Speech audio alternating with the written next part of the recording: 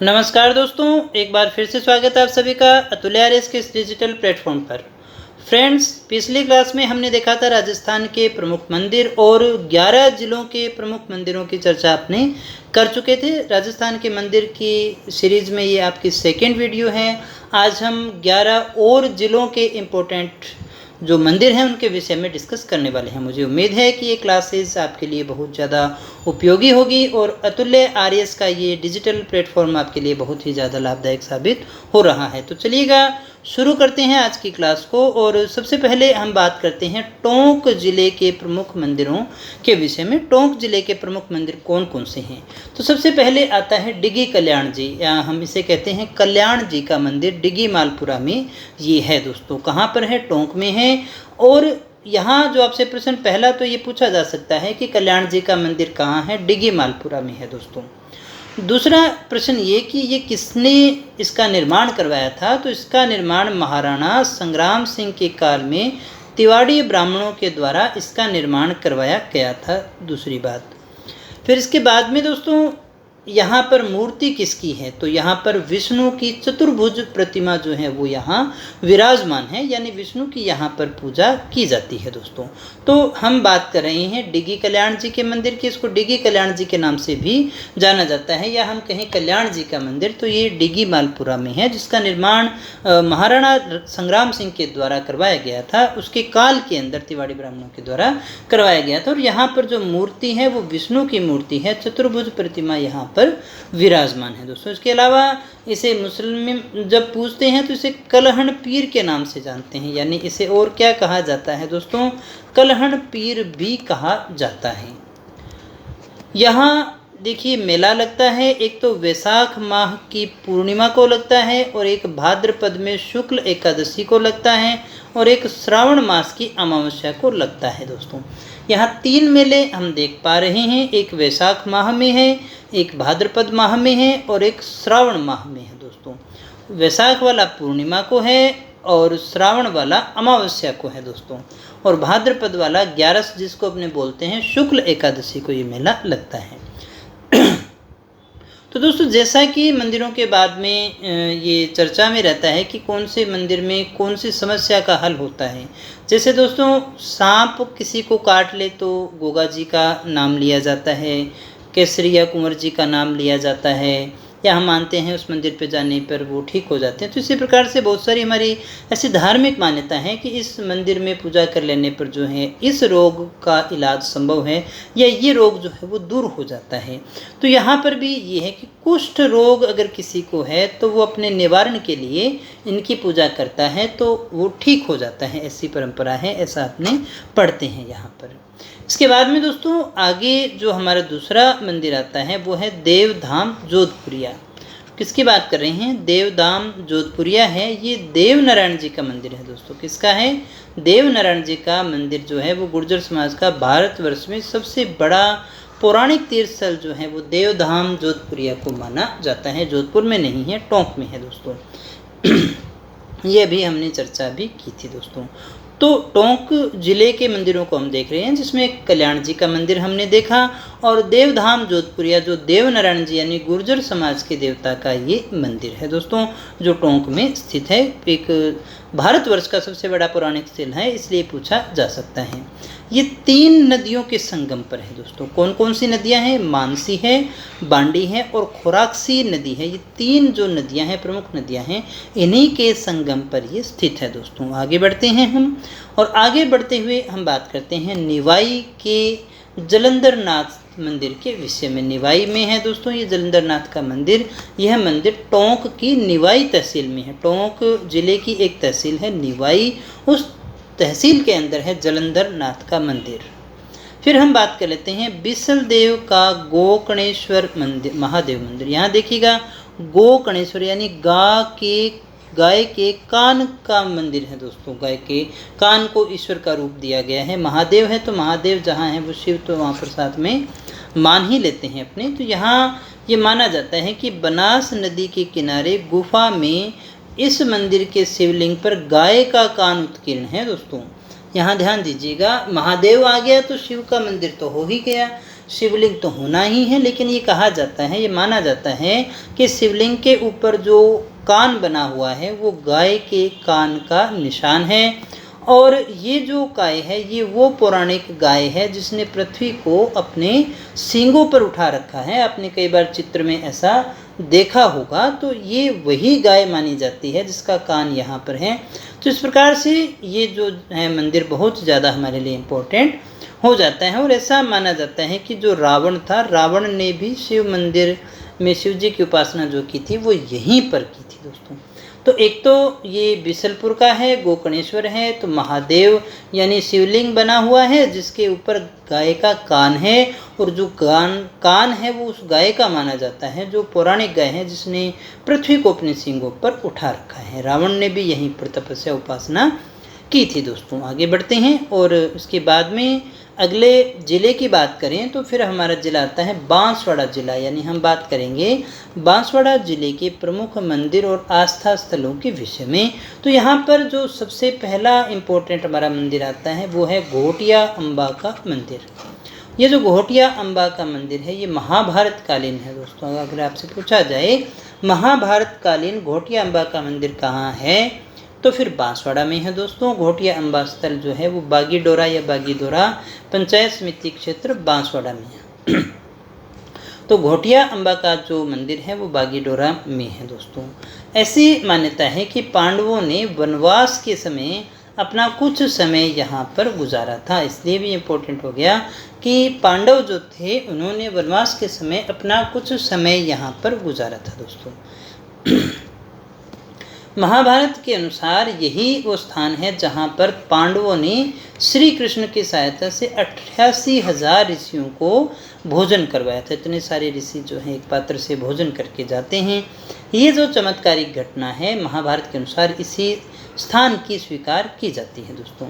घोटिया अम्बा में मेला लगता है प्रत्येक अमावस्या। कौन सी अमावस्या? चैत्र मास की जो प्रत्येक अमावस्या है हर साल आती है, उसका मेला यहाँ लगता है दोस्तों। फिर हम बात करें यहाँ पर बांसवाड़ा में छींच नामक स्थान है जहाँ पर ब्रह्मा जी का मंदिर है दोस्तों। और जैसा कि बहुत बार हम पढ़ते हैं कि पुष्कर अजमेर में जो ब्रह्मा जी का मंदिर है वो विश्व का एकमात्र मंदिर है, लेकिन ऐसा नहीं है दोस्तों। 3 मंदिर अभी तक ज्ञात हैं, जिसमें से दूसरा नंबर का मंदिर जो आता है पुष्कर ब्रह्मा मंदिर के अलावा यहाँ पर भी ब्रह्मा जी का मंदिर मौजूद है दोस्तों। ये जो मंदिर है वो 12वीं शताब्दी में बना हुआ ब्रह्मा जी का प्राचीन मंदिर है, और इसकी स्थापना जो है वो जगमाल के द्वारा की गई थी दोस्तों। किसने की थी? जगमाल जो है उसके द्वारा इसकी स्थापना की गई थी। छींच में ब्रह्मा मंदिर के पास ही भगवती छींच का भी मंदिर है दोस्तों। छींच नामक जो स्थान है वहाँ पर ब्रह्मा जी के पास में ही छींच माता का मंदिर भी है दोस्तों, भगवती छींच का मंदिर है। आरथोणा के मंदिर काफ़ी ज़्यादा इम्पोर्टेंट है। ये मंदिर वागड़ के परमार राजाओं के द्वारा निर्मित मानी जाती हैं। जिस समय ये मंदिर बने थे उस समय वागड़ जो है वो परमारों की राजधानी हुआ करती थी दोस्तों। यहाँ एक और मोस्ट इम्पोर्टेंट जो आपसे परीक्षा में पूछा जाता है, त्रिपुरा सुंदरी का जो मंदिर है वो तलवाड़ा बांसवाड़ा में है। कहाँ पर है त्रिपुरा सुंदरी का मंदिर? तलवाड़ा बांसवाड़ा के अंदर है। तलवाड़ा के समीप पांचाल जाति की कुल देवी है जिसे त्रिपुरा सुंदरी का नाम दिया जाता है। तो तलवाड़ा के समीप पांचाल जाति की कुल देवी है, त्रिपुरा सुंदरी का मंदिर यहाँ पर मौजूद है। त्रिपुरा सुंदरी को ही हम तुरताई माता के नाम से जानते हैं। त्रिपुरा सुंदरी को ही हम क्या कहते हैं? तुरताई माता कहा करते हैं। यहाँ पर काले पत्थर की बनी हुई देवी की मूर्ति मौजूद है। तो अगर आपसे पूछा जाए त्रिपुरा सुंदरी का जो मंदिर है वो कहाँ पर है, तो वो तलवाड़ा बांसवाड़ा में है। ये पांचाल जाति की कुल देवी है और इसी का जो नाम है वो तुरताई माता भी आता है।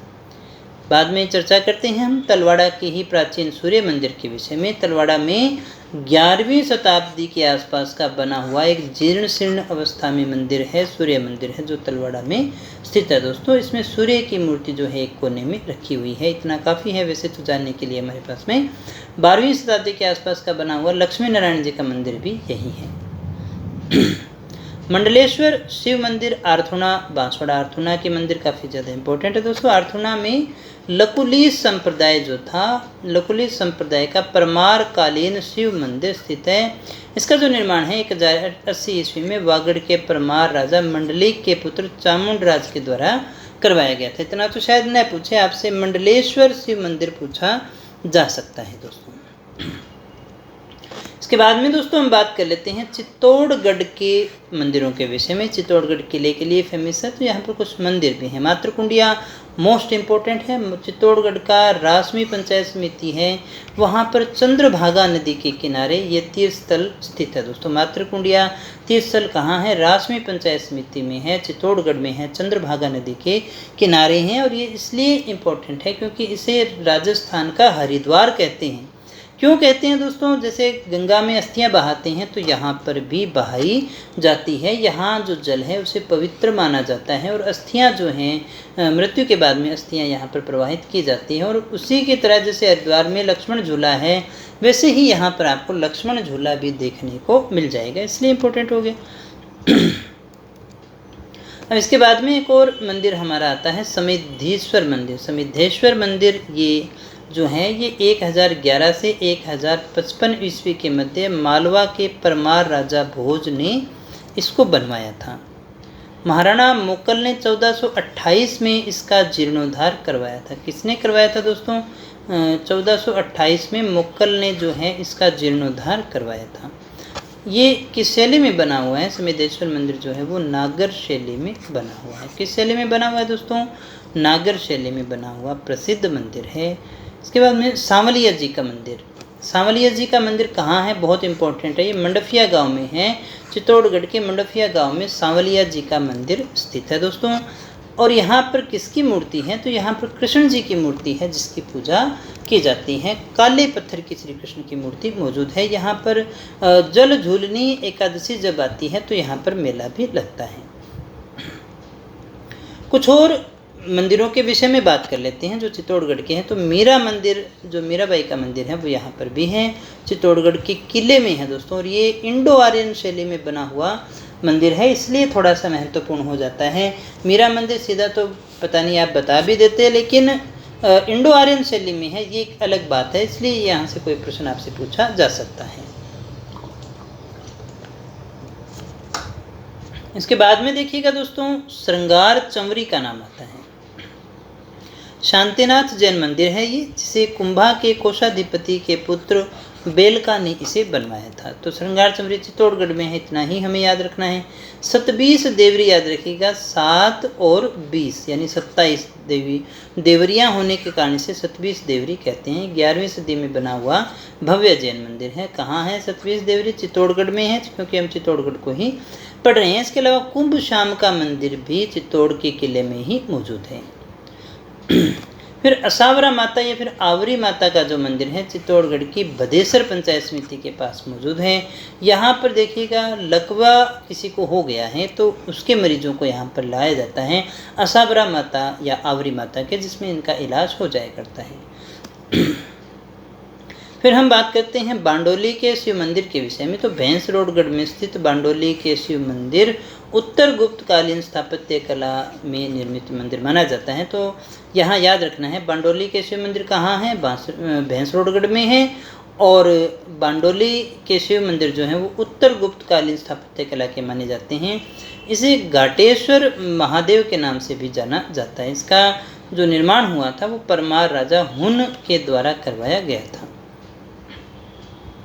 फिर देखिएगा दोस्तों, अन्नपूर्णा मंदिर आता है। अन्नपूर्णा मंदिर जो है वो चित्तौड़ के किले में है। कहाँ है? चित्तौड़गढ़ में है।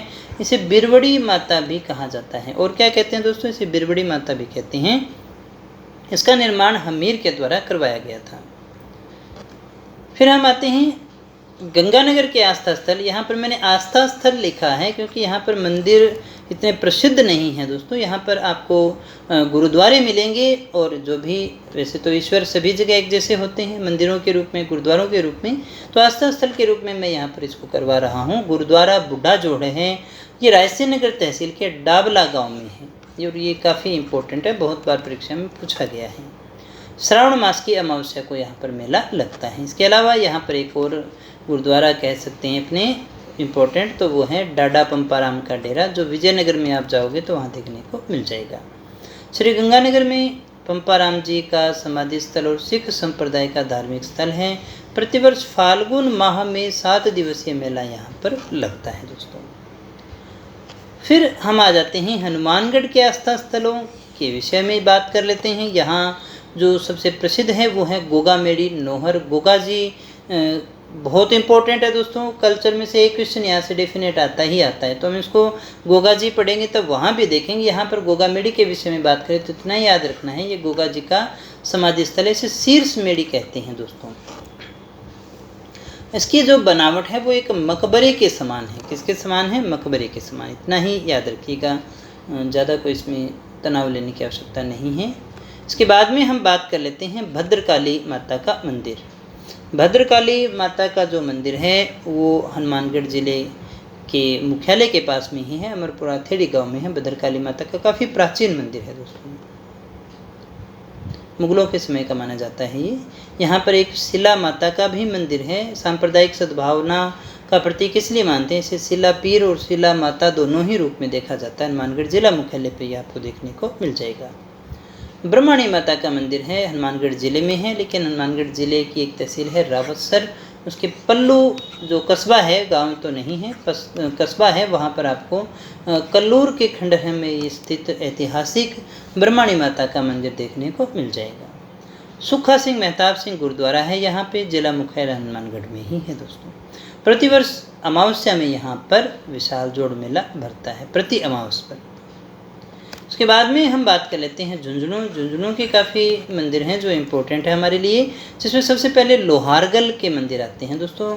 माल केतु पर्वत की शंखाकार घाटी में आप इन्हें देख सकते हैं।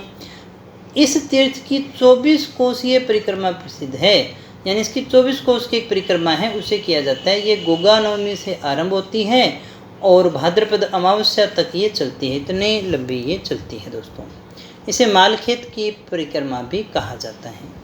रानी सती माता का मंदिर है। अभी तो सती होना भी बैन है दोस्तों, इस पर भी कानून के द्वारा रोक लगाई गई है।